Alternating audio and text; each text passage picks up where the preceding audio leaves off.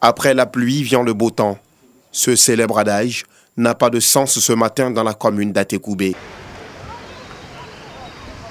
Le temps est resté triste et désagréable après les pluies diluviennes qui ont fait 4 morts et 7 blessés.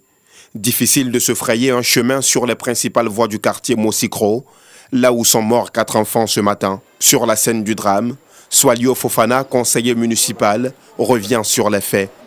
Avec la forte pluie, le mur a cédé. Lorsque le mur a cédé, est tombé sur les bâtiments qui se trouvent à 0 mètre des murs, qui sont dans le bas-fond. Alors que ceux-là, ils étaient peut-être endormis, mais cela a surpris beaucoup d'hommes et que malheureusement, il y a eu des décès.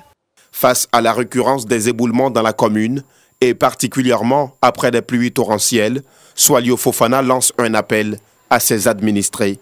Nous demandons à la population de quitter les zones à risque. De quitter les zones à risque, quel que soit le problème, ils n'ont qu'à se débrouiller à quitter les zones à risque. L'État n'a pas fortement tout le moyen pour pouvoir reloger tous ceux qui sont dans les zones à risque. Et il peut y avoir peut-être plus de 3000 personnes souvent qui sont concernées. Ce n'est pas seulement à Atekoubé. Après le passage des eaux, Mosikro a présenté un bien triste visage. Des véhicules endommagés, des commerces saccagés. Certains ont à peine eu le temps de récupérer quelques documents importants. Dans cette cour, parents et enfants sont à pied d'œuvre pour redonner vie à certains meubles et appareils électroménagers. C'est que les eaux ont pénétré jusque dans les chambres, interrompant leur sommeil ce matin. Taïrou Drabo revient sur ce réveil brutal. Ce matin, à 5 h du matin, déjà mon portable a sonné. Quand j'ai vu le numéro, c'est mon voisin, il dit non, c'est gâté. Parce que je sais ce qui se passe ici. Une situation qui provoque l'ire de Taïrou. Porte-parole des riverains pour l'occasion, il fait ses propositions aux autorités. Quand ils sont venus, ils ont commencé le caniveau. Ils n'ont pas terminé. On est parti les voir. On leur a dit que si vous laissez le caniveau dans cet état-là, s'il pleut, ce n'est pas bon pour nous. On dit non, on sait ce qu'on fait. Vous avez vu le constat? La mairie n'a qu'à essayer de venir avec les machines pour dégager un peu la voie. Pour que l'eau qui est là puisse partir. Parce que le ciel est encore menaçant. Les populations de Mosikro continuent de débarrasser leurs habitations de cette immense boue avec un cœur, l'espoir qu'une telle pluie ne survienne pas cette nuit.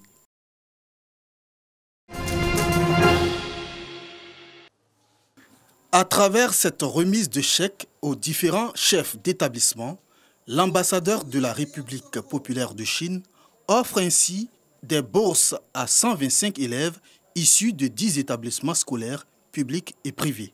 Une aide à la scolarisation que l'ambassade de Chine en Côte d'Ivoire a instituée pour encourager les élèves qui apprennent le mandarin, c'est-à-dire la langue chinoise, à travers les clubs amis de la Chine. La langue est un pont de communication entre les peuples de différents pays. Et j'encourage que de plus en plus des élèves ivoiriens vont apprendre la langue chinoise pour qu'ils puissent contribuer aux échanges et la coopération entre nos deux pays. Représentant la ministre de l'Éducation nationale et de l'alphabétisation, Begré Nyamien Yao, par ailleurs directrice des écoles, lycées et collèges, a exprimé la reconnaissance de l'État de Côte d'Ivoire à la République populaire de Chine pour son engagement en vue d'une école ivoirienne émergente et compétitive. Aujourd'hui, la Côte d'Ivoire doit être un pays ouvert. Et l'ouverture, c'est cela. Vous avez appris que dans le protocole, Madame le ministre a donné son accord pour l'arrivée d'un enseignant de langue chinoise. Mais c'est le début d'un commencement. Le réseau des enseignants ivoiriens amis de la Chine, REAC, qui fait la promotion de la langue chinoise à travers l'implantation des clubs amis de la Chine dans les écoles, salue le geste et donne les raisons de leurs actions. L'apprentissage de cette langue ouvre de nouvelles opportunités d'études et de partage à nos élèves. Nous pensons que la Chine devient la nouvelle destination en termes de cursus scolaire, universitaire. Et donc, pour que nos enfants puissent être à ce rendez-vous, il faut déjà qu'ils aient les rudiments de la langue chinoise. Initiée en 2019 avec 30 bénéficiaires, l'aide à la scolarisation de l'ambassade de Chine touche pour cette année scolaire 2021-2022 79 jeunes filles sur 125 élèves sélectionnés. Les heureux élus sont des élèves studieux, ayant une bonne conduite et issus pour la plupart de familles modestes.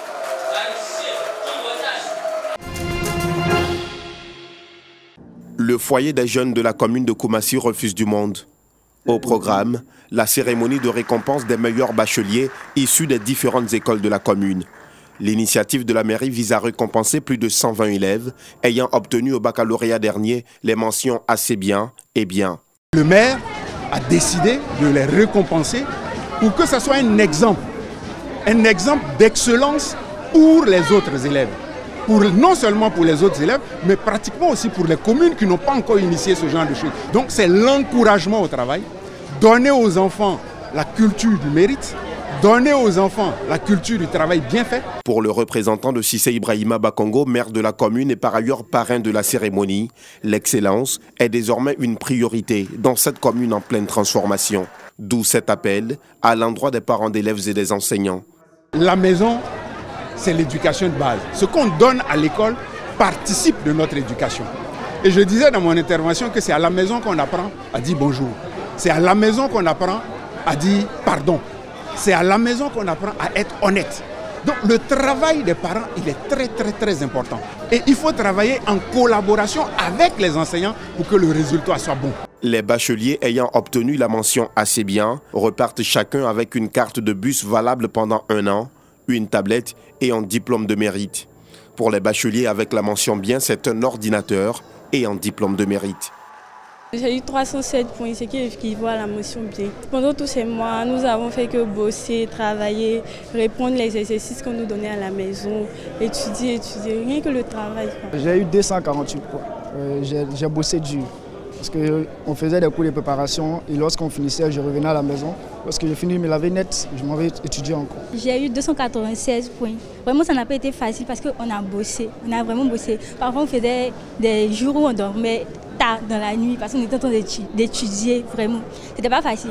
L'appel à la discipline, au travail et à la rigueur est donc lancé aux prochains bacheliers de la commune de Koumassi qui devront relever un défi de taille, obtenir la mention très bien. Car, pour Ibrahima Cissé Bakongo et ses hommes, qui peut le bon, peut le meilleur. Du matériel didactique, des tenues et kits scolaires pour 100 jeunes filles issues de familles défavorisées et les responsables du collège moderne d'Apimadoum dans le département de Bondoukou.